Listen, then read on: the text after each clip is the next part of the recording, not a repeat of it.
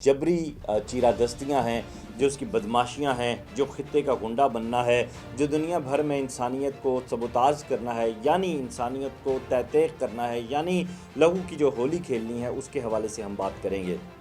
اس channel میں ہم بھارت کا جو اصل چہرہ ہے وہ پوری دنیا کے سامنے لائیں گے کہ سو کال جو ڈیموکریٹ بھارت ہے وہ کر کیا رہا ہے اور وہاں پہ انسانوں کے ساتھ کیا سلوک کیا جا رہا ہے۔ انسانوں سے مراد ہندوؤں کو چھوڑ کر دیگر تمام مذاہب سے تعلق رکھنے والے لوگ ہیں۔ مودی اس وقت دنیا کا سب سے بڑا دہشت گرد ہے۔ بھارتی فوج دنیا کی سب سے بڑی دہشت گرد فوج ہے۔ ڈس انفو لیب جو ہے یورپی یونین کی، اس نے جو اپنی رپورٹ پیش کی ہے اس کے مطابق یہ سامنے آیا ہے کہ ورچوئل سائبر سپیس بھی بھارت ان کرائمز کے لیے استعمال کر رہا ہے اور ہندوؤں کی جانب سے عرب ریاستوں کو بدنام کرنے کے لیے اسلام کے خلاف باقاعدہ ایک مہم شروع کی گئی ہے۔ کسانوں کے احتجاج کو اجاگر کرنے کے لیے باقاعدہ امریکہ کی رپورٹ سامنے آئی ہیں، اس میں بتایا گیا ہے کہ کیسے بھارت جو ہے وہ کسانوں کا بھی استحصال کر رہا ہے۔ اب اقوام عالم کو یہ بات مان لینی چاہیے کہ دنیا کا سب سے بڑا دہشت گرد مودی ہے اور اس کے ساتھ ہر طرح کی سفارتی، تجارتی، انسانی، معاشی، سیاحتی روابط ختم کر دینے چاہیے جدید دنیا کو، تاکہ بھارت اکیلا ہو، ایک سائیڈ پہ ہو اور کشمیر کو بھی آزادی نصیب ہو، پاکستان کو سکھ سکون محسوس ہو، ایران اور چائنا کو بھی سکھ سکون محسوس ہو، نیپال، مالدیپ، بھوٹان سکھ سکون میں آئیں، تاکہ انسانیت آگے بڑھ سکے، خوشحالی اور ترقی سامنے آ سکے۔ بسم اللہ الرحمن الرحیم، اللہم صلی علی محمد وعلی آل محمد۔ ایکسپوز انڈیا کے آج کے پروگرام کے ساتھ میں ہوں وقاص عزیز، اور آج اس چینل سے ہمارا پہلا پروگرام ہے۔ اس چینل کا بنیادی مقصد جو ہے خطے میں بھارت کی جو جبری چیرہ دستیاں ہیں، جو اس کی بدماشیاں ہیں، جو خطے کا گنڈا بننا ہے، جو دنیا بھر میں انسانیت کو سبوتاژ کرنا ہے، یعنی انسانیت کو تحقیر کرنا ہے، یعنی لہو کی جو ہولی کھیلنی ہے، اس کے حوالے سے ہم بات کریں گے۔ اس چینل میں ہم بھارت کا جو اصل چہرہ ہے وہ پوری دنیا کے سامنے لائیں گے کہ سو کال جو ڈیموکریٹ بھارت ہے وہ کر کیا رہا ہے اور وہاں پہ انسانوں کے ساتھ کیا سلوک کیا جا رہا ہے۔ انسانوں سے مراد ہندوؤں کو چھوڑ کر دیگر تمام مذاہب سے تعلق رکھنے والے لوگ ہیں۔ ہندوستان کی تاریخ پر اگر ایک نظر ڈالی جائے تو ہندوستان نے اپنے قیام سے لے کر اب تک اپنے آپ کو سو کال ڈیموکریٹ کہا ہے، اپنے آپ کو سو کال جو ہے وہ ہیومینٹی لور کہا ہے، اپنے آپ کو سیکولر کہا ہے، اور اس سیکولرزم کا آپ سٹائل یہ دیکھیں کہ ہندوستان نے تقسیم کے فوراً بعد، اور اگر اس میں یہ کہوں تو یہ بیجا نہیں ہوگا کہ تقسیم سے پہلے بھی جس طرح مسلمانوں کا استحصال کیا ہے بر صغیر میں، اور جس طرح ہندواتا اور چانکیا کے جو چیلے ہیں انہوں نے تحریک پاکستان میں مسلمانوں کے املاک کو، ان کی جانوں کو، ان کی عزتوں کو نقصان پہنچایا ہے، وہ رہتی دنیا میں اس کی مثال نہیں ملتی۔ یہ وہ ہندواتا کا نظریہ ہے جو ہمیں 1930-20 میں جو ہے گاندھی کی صورت میں اور نہرو کی صورت میں اور ان کے مکرو اور قری چہروں کی صورت میں ہمیں دکھائی دیتا ہے۔ آج اب میں آپ سے بات کروں گا کہ UNHCR کا ایک 46واں سمٹ ہوا ہے، ایک اجلاس ہوا ہے، جس میں بات کی گئی ہے ہندوستان کی آج جو اندرونی معاملات ہیں ان پر، اور اس کے ساتھ ساتھ میں آپ کو ہندوستان کی جو یہ ہندواتا کی تاریخ ہے، انسانیت کو نقصان پہنچانے کی جو تاریخ ہے، اس کے حوالے سے آگاہ کروں گا۔ اس میں اگر ہم دیکھیں تو سیکولرزم کی بات کرنے والا اور جمہوریت کی بات کرنے والا یہ جو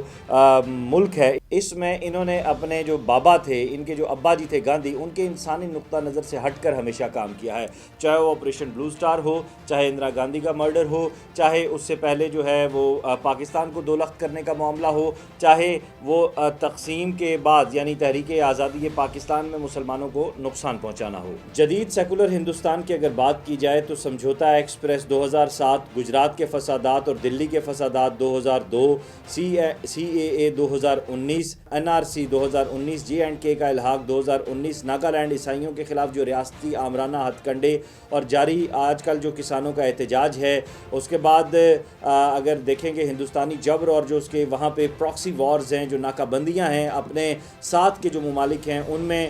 مشرقی پاکستان کا استحصال یعنی اس کو دو لخت کرنا 1971 میں، سری لنکا میں 80 اور 90 کی دہائی میں مسلسل تامل باغیوں کے ساتھ جو ان کو بیک اینڈ سے اسلحہ فراہم کرنا اور سری لنکا کو مضبوط اور مستحکم نہ ہونے دینا، مالدیپ میں 1988 میں جو وار کروائی گئی، جو پراکسی وار وہاں پہ لڑی گئی، پاکستان میں 2000 کی دہائی سے لے کر آج تک پاکستان میں ہم دیکھ رہے ہیں کہ بلوچستان میں بم دھماکے ہوں، کراچی میں، سندھ میں، اور اس کے بعد خیبر پختونخوا میں قائد اعظم ریزیڈنسی کی اگر بات ہو، اسی طرح नेपाल में 2015 और 2020 में, भूटान में 2017 में, और उसके बाद फिर आप देखते हैं कि जम्मू कश्मीर में जो इंडियन ऑक्युपाइड कश्मीर है, जो मकबूजा कश्मीर है, उसमें आज आर्टिकल 370 के ख़ात्मे के बाद से लेकर अब तक जो ज़ालिम हिंदुस्तान है उसकी अगर तारीफ़ की जाए तो वो जुल्म के अलावा कोई और नहीं निकलती है। अक़वाम मुत्तहिदा की तमाम करारदादों को हिंदुस्तान ने मुस्तरद किया। IOG को अमली तौर पर दुनिया के सामने यानी इंडियन ऑक्युपाइड कश्मीर जो है सबसे बड़ी जो ओपन एयर जेल है उसमें तब्दील किया, जिसमें हज़ारों अफराद लापता हो गए, जिनसी बदकारी उरूज पर रही, चाइल्ड अब्यूज़, चाइल्ड रेप जो है वहाँ पे उरूज पर है, मकामी जो लोग हैं उनका कारोबारी इस्तेहसाल हुआ, जिस्मानी इस्तेहसाल हुआ, जिनसी इस्तेहसाल हुआ, और ख़ित्ते की जो आबादी है उसको वहाँ पे हिंदू आबादकारों के हवाले से, रिटायर्ड भारतीय फ़ौजियों की जो वहाँ पे आबादकारी है उसके हवाले से एक बहुत बड़ी रिपोर्ट्स पूरी दुनिया के सामने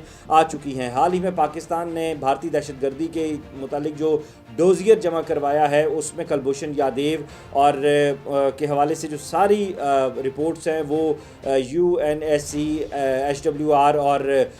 यूनाइटेड नेशन की जो टेरिटरी की जो रिपोर्टें हैं उनके मुताबिक जो अमन की तारीफ़ करती हैं उनके मुताबिक अगर उसको देखा जाए तो वो उस पर पूरा नहीं उतरता भारत अमन की तारीफ़ पे अक़वाम मुत्तहिदा, क्योंकि वो इलाकाई दहशतगर्द होने के साथ साथ अब बैनुल-अक़वामी सतह पर भी दहशतगर्द मुल्क डिक्लेयर हो चुका है। आलमी जो दहशतगर्द हैं उनकी जो माली आनत है और कफ़ालत है वो भारत कर रहा है, मोदी कर रहा है। मोदी इस वक्त दुनिया का सबसे बड़ा दहशतगर्द है। भारतीय फ़ौज दुनिया की सबसे बड़ी दहशतगर्द फ़ौज है। और डिसइंफो लैब जो है यूरोपीय यूनियन की, उसने जो अपनी रिपोर्ट पेश की है उसके मुताबिक ये सामने आया है कि वर्चुअल साइबर स्पेस भी भारत इन क्राइम्स के लिए इस्तेमाल कर रहा है और हिंदुओं की जानिब से अरब रियासतों को बदनाम करने के लिए इस्लाम के ख़िलाफ़ बाकायदा एक मुहिम शुरू की गई है। किसानों के एहतजाज को उजागर करने के लिए बाकायदा अमेरिका की जो रिपोर्ट सामने आई हैं उसमें बताया गया है कि कैसे भारत जो है वो किसानों का भी इस्तेहसाल कर रहा है। और सिर्फ यहाँ तक नहीं है, मोदी का जो मकरू ज़हन है, जो करी ज़हन है, उसने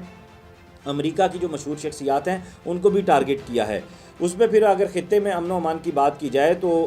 हिंदुस्तान जो है अफ़गान अमन अमल में सबसे बड़ी रुकावट है, सबसे बड़ी रुकावट है। अपनी गैर ज़िम्मेदाराना कार्रवाइयों और पॉलिसीज़ के ज़रिए इलाकाई अदम इस्तेहकाम किया जो है वो बायस बनता है। उसकी सबसे बड़ी मिसाल पुलवामा में झूठा वाक़या है, बालाकोट का वाक़या है, चीन के साथ लद्दाख का वाक़या है। उसके बाद फिर MQM, BLA, BRA और